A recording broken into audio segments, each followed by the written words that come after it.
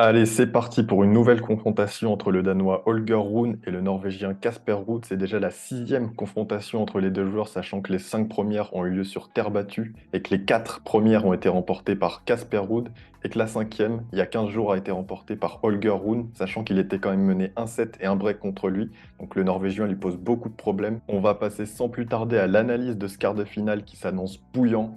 Jingle.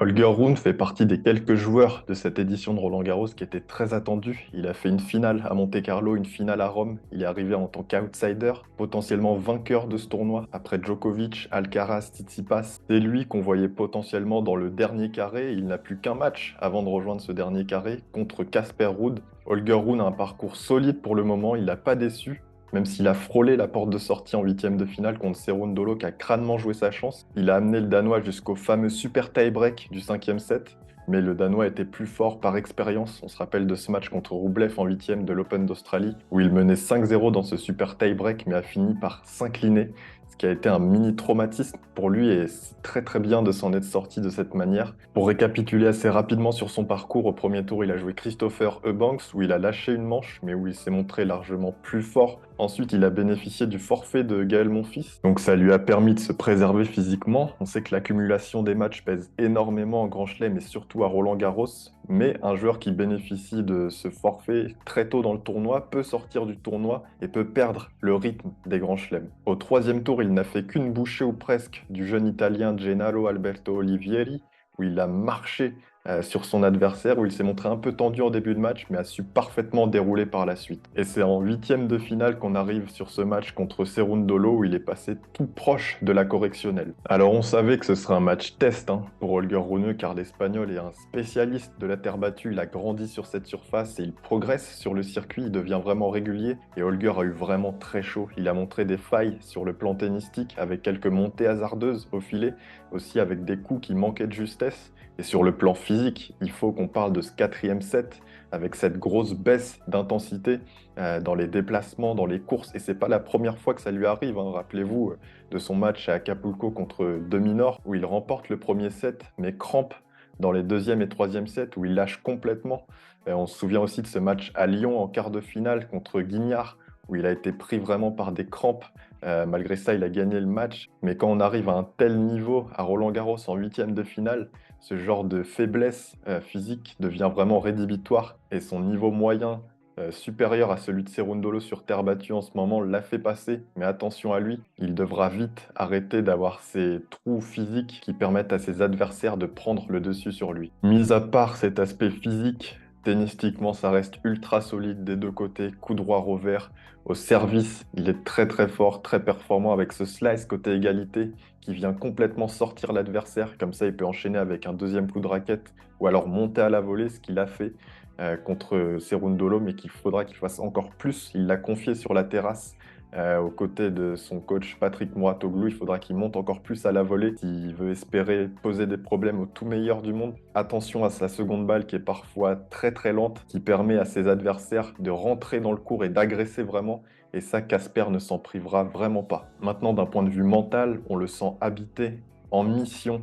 On sent vraiment qu'il prend du plaisir avec ce public qui n'hésite pas à participer à la fête et on connaît son caractère bien trempé. Et à Paris, il a également des repères, des très bons repères. Après avoir gagné Bercy l'année passée dans un parcours incroyable, on sent qu'il veut le doubler et créer la surprise et exploser aux yeux du monde entier.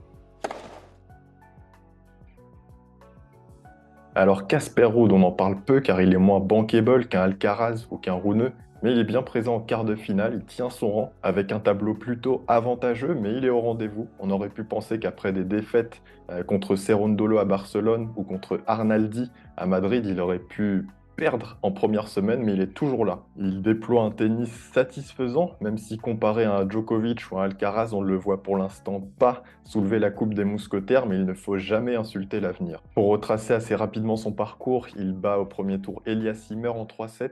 Ensuite, au deuxième tour, il affronte Giulio Pieri, où il passe, mais en 4-7. Et là, on pouvait déjà s'inquiéter car il ne s'agissait que de Zeppieri, avec toute l'admiration bien sûr que j'ai pour le joueur italien. On aurait pu croire qu'il aurait la tête dans les nuages par la suite, avec ses fameuses publicités pour les valises. Mais non, il a répondu présent au troisième tour en battant Zizen Zhang, en lâchant une manche, mais en rassurant un petit peu. En huitième de finale, il affronte Nicolas Jarry et il gagne en 3-7, 3-7 serré, mais il gagne quand même ce match et c'est un match qui lui donne de la confiance face à un très bon joueur qui l'avait justement battu à Genève. Nicolas Jarry avait gagné Genève en battant Casper Ruud, donc on imagine Casper Ruud arriver sur ce quart de finale avec le plein de confiance. Concernant son tennis, je l'ai dit, c'est un tennis plutôt satisfaisant qu'il pratique. On sent que ça se met en place au fil du tournoi. Il retrouve ses frappes assez lourdes qui font vraiment reculer ses adversaires, vraiment lifter ces frappes qui lui ont permis de rallier la finale l'année dernière. Et là, on arrive sur Holger Rune en quart, donc c'est un cran au-dessus de tous les adversaires qu'il a pu affronter jusque maintenant. Donc il va falloir qu'il élève un peu plus son niveau de jeu, notamment côté revers. On sent que c'est encore un peu friable, mais si le coup droit est là, si le service passe bien, on sent qu'il peut déjà poser des problèmes aux Danois. Pour résumer, les deux joueurs arrivent avec de la confiance, avec une grosse ambition. Rune pour franchir une nouvelle étape dans sa carrière et Ruud pour surfer sur l'année dernière et prouver que ce n'était pas un coup du hasard. Les deux joueurs ont eu un parcours oscillant entre matchs bien maîtrisés, mais aussi matchs à rallonge. On va maintenant passer aux clés tactiques. Que devront mettre en place les deux joueurs pour gagner? Pour passer aux clés tactiques, on sait que Rune et Ruud sont deux joueurs qui aiment construire le point et travailler leur adversaire jusqu'à l'usure, d'autant plus sur terre battue.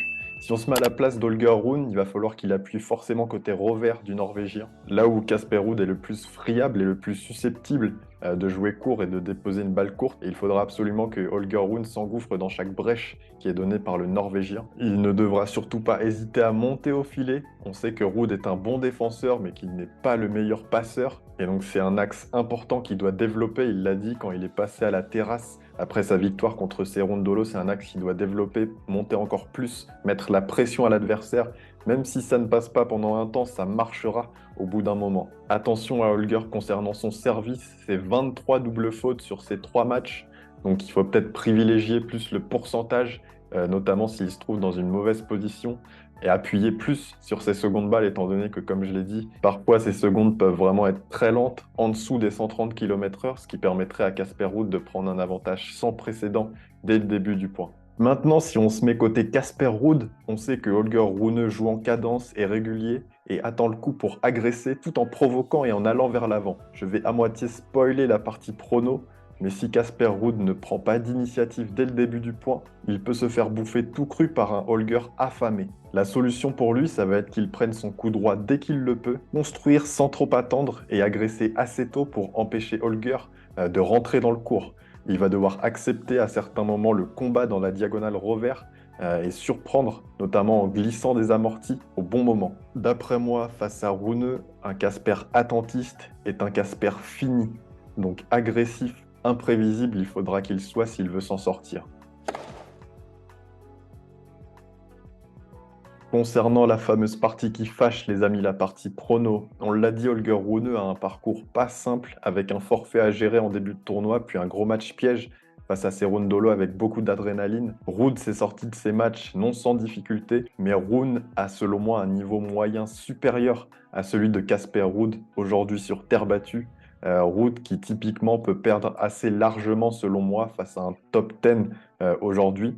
Donc je vais voir une victoire de Holger Rune en 3-7 avec un set ou deux vraiment serrés. Je vois du tie-break. Dites-moi en commentaire d'ailleurs comment vous voyez la chose, mais je vois absolument pas aujourd'hui comment Ruud peut prendre le dessus sur un Rune aussi efficace. Moi j'ai la sensation quand je vois jouer Rune qu'il peut pas faire la faute, qu'il est dans la zone, même si parfois il prend vraiment des risques, mais je trouve qu'il est vraiment, c'est un métronome. Il peut battre beaucoup de joueurs en jouant de cette manière, donc je le vois plus fort et c'est une sensation que je retrouve pas ou peu avec Casper Ruud qui est beaucoup plus friable, beaucoup plus fragile à certains égards. Tu l'auras compris, pendant ce Roland-Garros, on est à fond, on est comme des dingues, on kiffe.